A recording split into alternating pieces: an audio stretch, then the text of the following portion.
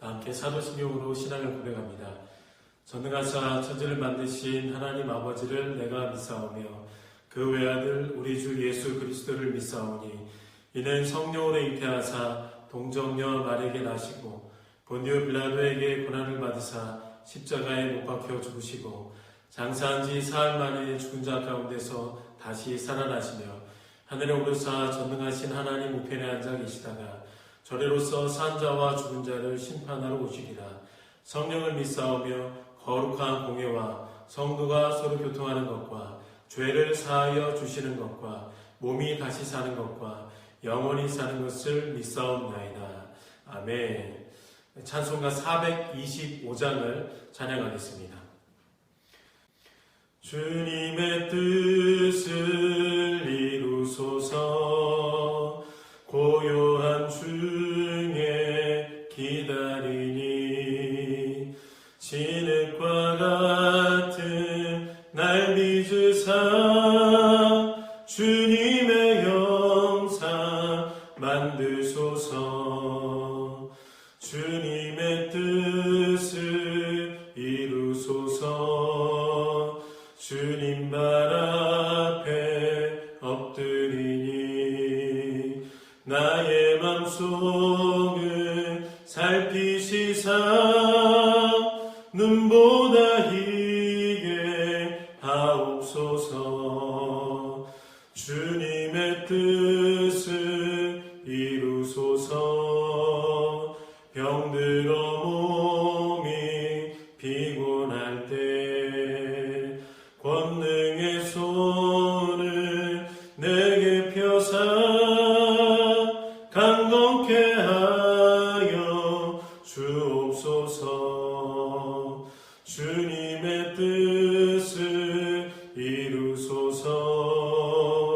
온전히 나를 주장하사 주님과 함께 동행함을 만민이 알게 하옵소서.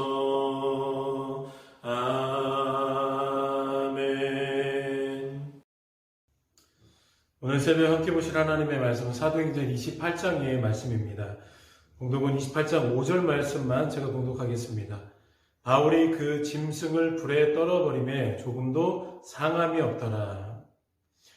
사도행전은 하나님의 구원의 역사가 어떻게 흘러가는가를 이렇게 보여주고 있는 책이죠. 우리가 너무 잘 아는 구절이죠. 사도행전 1장 8절을 보시면 사도행전의 그 시작을 알리면서 이렇게 선포합니다. 오직 성령이 너희에게 임하시면 너희가 권능을 받고 예루살렘과 온 유대와 사마리아와 땅끝까지 이르러 내 증인이 되리라 하시니라. 예루살렘에서 오순절 성령 강림 사건으로 시작된 그 복음의 역사가 오늘 28장에서 드디어 로마로 전해지고 있는 중에 있는 겁니다. 근데 그 복음이 로마로 이렇게 흘러가는 과정에서 유라굴로라는 광풍을 만나죠. 그리고 또 그 광풍으로 인해서 멜리데라 하는 섬에 사도 바울 일행이 이렇게 상륙하게 됩니다. 그 섬에서 사도 바울이 오늘 본문을 보니까 독사에 물리게 됩니다.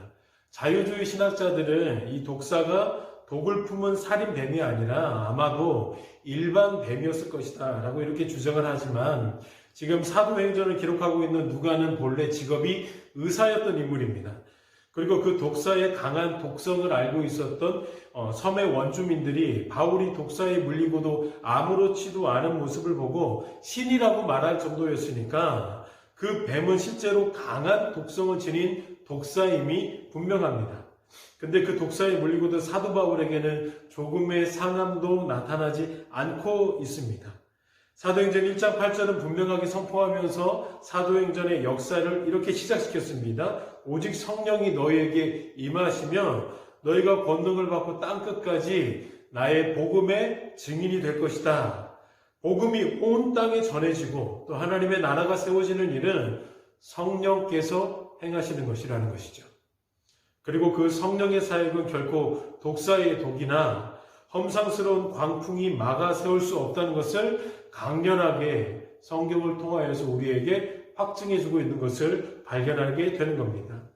본문 11절을 보시면 석 달 후에 우리가 그 섬에서 떠났다고 이렇게 기록되어 있습니다. 하나님은 로마로 가는 그 여정 속에서조차 하나님의 구원 사역이 필요한 곳으로 사도 바울을 보내셨죠.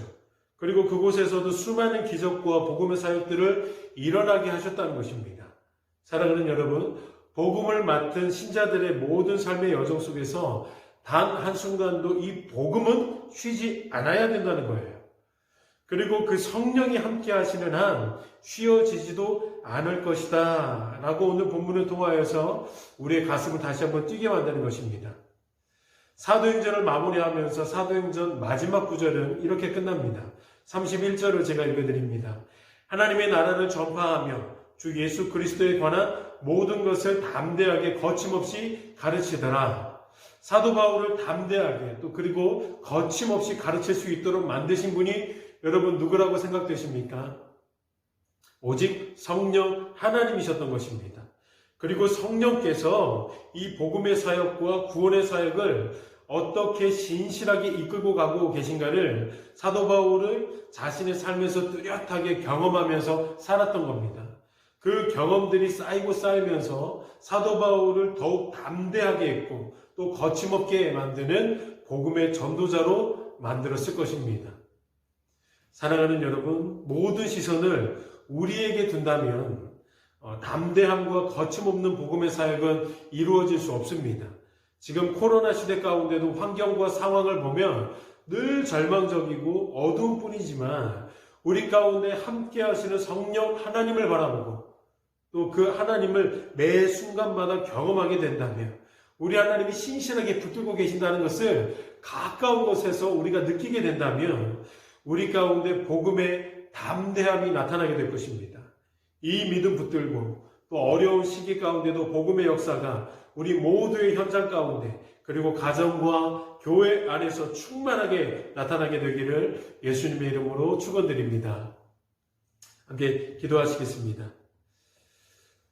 오늘도 우리 곁에서 늘 위로하시는 우리 아버지 하나님, 우리 가운데 담대함을 허락해 주시기를 원합니다. 어둠 속 한복판에서 우리 예수 그리스도의 복음으로 밝혀내게 해주시고 또 그 복음의 빛으로 이 세상을 하나님의 나라로 세워질 수 있는 복음의 은혜를 주님께서 허락하여 주옵소서. 이 새벽도 주의 음성 기다리며 기도하는 우리 모든 성도님들 가운데 성령 하나님의 뜨거운 만져주심을 경험하게 하시고 날마다 새벽 가운데 그리고 매 순간마다 기도하는 삶으로 살아갈 수 있는 기도자들 되게 하여 주시옵소서. 예수 그리스도 이름으로 기도드립니다. 아멘. 함께 주기도문 하시겠습니다. 하늘에 계신 우리 아버지여, 이름이 거룩히 여김을 받으시오며 나라가 임하시오며 뜻이 하늘에서 이루어진 것 같이 땅에서도 이루어지이다. 오늘 우리에게 일용할 양식을 주시옵고 우리가 우리에게 죄 지은 자를 사하여 준 것 같이 우리 죄를 사하여 주시옵고 우리를 시험에 들게 하지 마시옵고 다만 악에서 구하시옵소서. 나라와 권세와 영광이 아버지께 영원히 있사옵나이다. 아멘. 이 시간에는 다 함께 공동의 기도의 제목과 각자의 기도의 제목을 가지고 기도하는 시간 갖도록 하겠습니다. 함께 기도하시겠습니다.